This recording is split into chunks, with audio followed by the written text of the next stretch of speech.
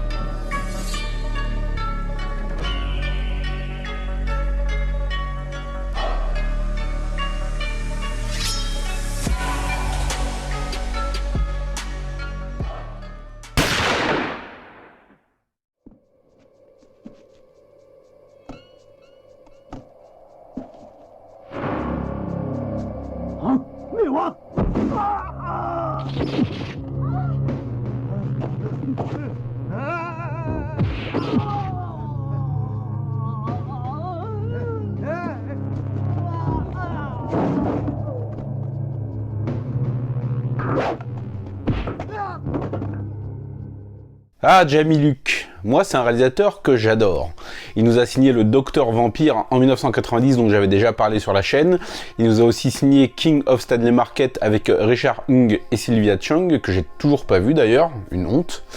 Il nous a aussi fait Ghost in the House avec Nina Ricci et Carol Chen, je crois, si je ne dis pas de bêtises. Et en 1991, il a décidé de nous livrer Robotrix.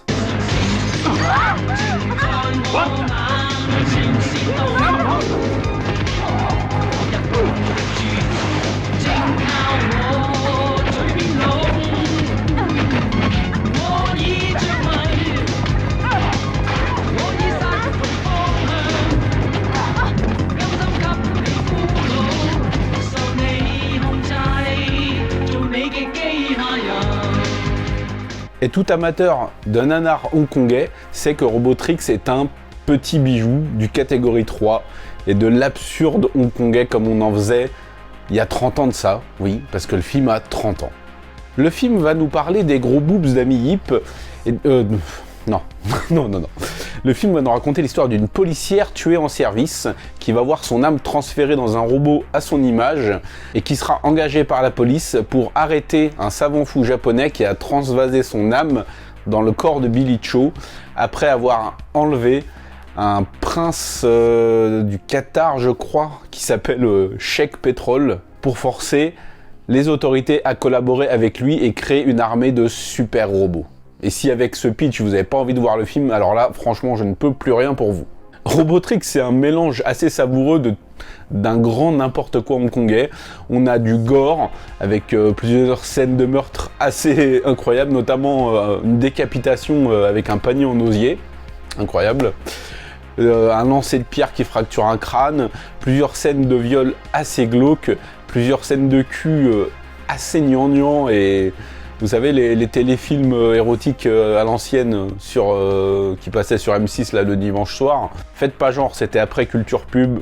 Vous savez très bien de quoi je parle, les gars. On a du comique de situation absurde et bien gras à la hongkongaise, des acteurs qui ne savent pas jouer, des scènes caricaturales au possible, mais le tout fait un mélange vraiment savoureux. Si on aime ce genre, Robotrix, c'est...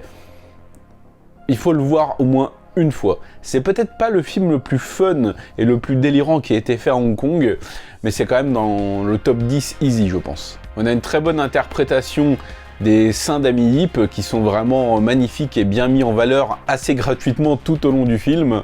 Notamment voilà, la plastique des autres actrices est aussi pas mal soulignée avec une caméra bien langoureuse qui s'attarde pour le plus grand plaisir des spectateurs masculins, je dirais. Pour les filles, bon, il y a quand même Billy Cho qui est quand même un beau gaillard, hein. Il y a aussi David Wu qui est plutôt mignon. C'est un acteur que j'ai pas souvent vu, mais son visage me marque à chaque fois parce qu'il a quelque chose d'assez juvénile. Côté action, c'est moins bien que dans mes souvenirs quand même. J'ai revu le film hier pour faire la vidéo et j'avais des souvenirs de baston un peu mieux troussés que ça. Là, on a quelques échanges sympas, mais dans l'ensemble, le film n'est pas franchement très généreux en action. C'est plus le mélange comédie, horreur, parce qu'on va avoir quand même des scènes assez incroyables, assez malaisantes même. Vous savez, les fameuses scènes de cul à la hongkongaise, là, qui sont vraiment particulières. Et aussi des scènes comiques assez grasses, qui, comme je l'ai dit, vont former un tout qui caractérisait le n'importe quoi de l'époque. C'est vraiment un régal, un nanar, et si jamais un jour il est diffusé à la nuit Nanarland, là, franchement, je pense que j'irai le revoir avec grand plaisir, parce que sur grand écran, et en compagnie de personnes qui ne l'auraient pas vu, ça peut être franchement un régal. J'ai quand même été un peu déçu du final, que je trouve un poil trop sage, mais dans l'ensemble, c'est vraiment un bon divertissement bien sympa à voir une fois. Si vous êtes fan du genre, vous allez clairement y trouver votre compte. Et d'ailleurs, si vous l'avez déjà vu, je vous invite à me dire ce que vous pensez du film dans les commentaires.